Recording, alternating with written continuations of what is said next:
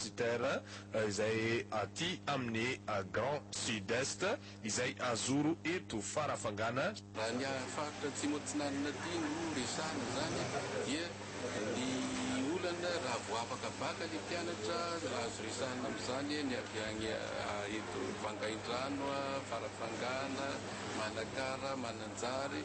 Raha afaka baka ny ankizy dia tsy manan-tsafidy intsony fa tsy maintsy mifindra na ny Fianarantsoa na ny Tuléar na ny Antananarivo na ny Majunga na ny Toamasina.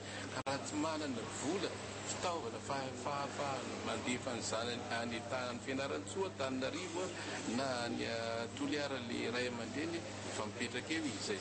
Ka miatona anosehana ny fananganana ny centre universitaire interrégional dia ahafahan'ireo mpianatra tsy manao déplacement, tsy mifindra intsony any amin'ireo université efa misy fa mijanona aty atoerana ary tsisy l'exode des compétences fifindran-toerana makany dia tsy miverina intsony aty amin'ny faritra.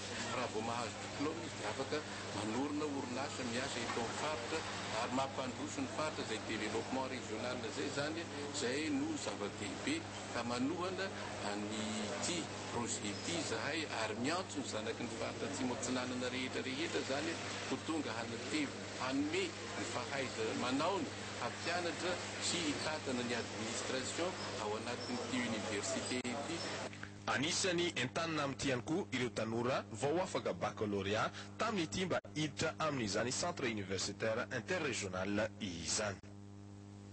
Mbola hijanany amin'ny faritra Tsimotsinanana ihany isika tonga nitsidika ny foibe-baritry ny fampianarana teknika sy ny fampiofanana arakasa any amin'ny tany amin'ny faritra Tsimotsinanana. Ny sekretera-panjakana miadidy izany isan'ny voaresaka tamin'izany moa ny mahakasika ny fifanankalozam-baovao ary tamin'izany ihany koa no nanomezany toromarika ho an'ireo tompon'andraikitra any an-toerana. Niaona tamin'ireo mpiara-miasa taminy aty amin'ny faritra Tsimotsinanana ny sekretera-panjakana ny fampianarana teknika sy fampiofanana arakasa izay vonazo foibe-paritra vaovao aty an-toerana Tariny Taleny Ramatoa Anna Claire.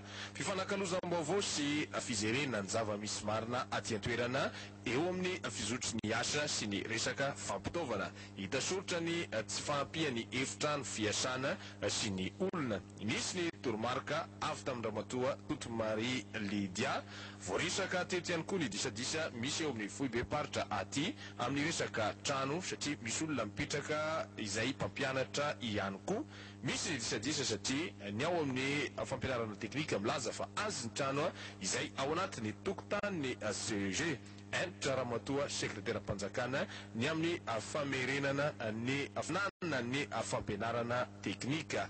Mba ho fampizorona tsara ny fanabeazana dia nanome video projecteur iray izy ho an'ny foibe-paritry ny fampianarana teknika sy ny fampiofanana arakasa aty amin'ny faritra Tsimotsinanana. Avy eo fitsidinana ireo mpianatra manatevim-pahaizana amin'ny resaka zaitra izay andiany faharoa eto farafangana ka nankaherezan-Ramatoa ministra azy ireo.